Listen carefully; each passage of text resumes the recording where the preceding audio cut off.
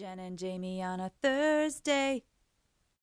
Hey there, fellow luncheons. Jamie, what do you have there with you? It's a lunchbox. It's more than a lunchbox. It's time for Jen and Jamie on a Thursday. All right, so last week we had an Oriental cookbook.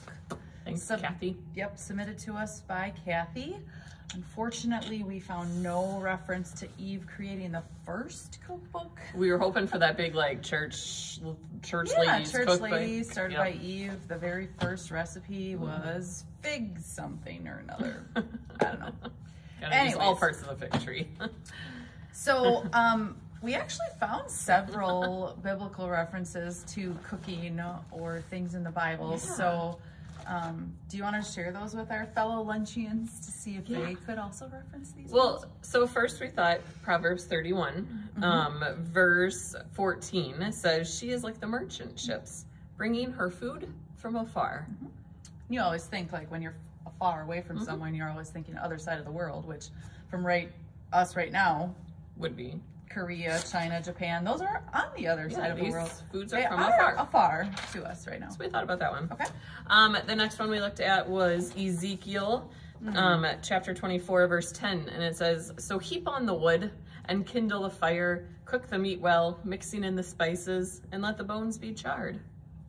Ezekiel and his bones, man. Sounds like a cookbook though, doesn't it? It's like mix in a little spice and set the fire and mix it well. And I mean like step 1, step 2, like we could have gone that route. That's exactly keep the logs, turn the oven to 400, same difference. Potato. Okay.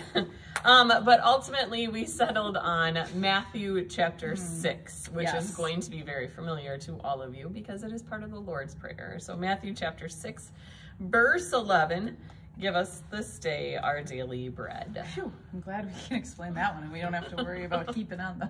We're not charring the any bones or anything, but give us this day our daily bread. Kathy had a cookbook next to her. She sat down to not only plan out that particular meal, but my guess is a bunch of meals so that she could make up her grocery list so that she could go and buy exactly what she needed for her recipes. We are so incredibly blessed that God gives us exactly what we need. We don't have to get on merchant ships. We don't have to go afar.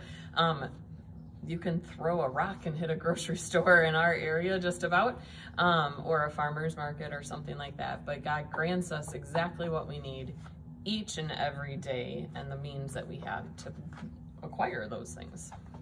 So yeah, we're not going to be charring any bones with this one. We're just going to continue to pray, give us this day our daily bread, because God always provides for his children. All right, with that being said, it is time for... What's in the lunchbox? What do you think it is? Another paper. Oh, closet doors. Okay. Yeah, clearly that was not fitting in the lunchbox unless you have some Mary Poppins type of lunchbox. We're going to have to find one soon, though. Secretly, yeah, these things are a little bit bigger than a lunchbox. So, yeah. Marianne, thank you for submitting that your closet doors were the thing next to you when we asked. Okay, so right away comes to mind a lot of things about the closet doors in the Bible. So, yeah, we clearly have our work cut out for us. We will do some research and we will meet you here next week to figure out how closet doors and the Bible relate to one another. So from Jen and Jamie, may your lunchbox always be full. We'll see you next time.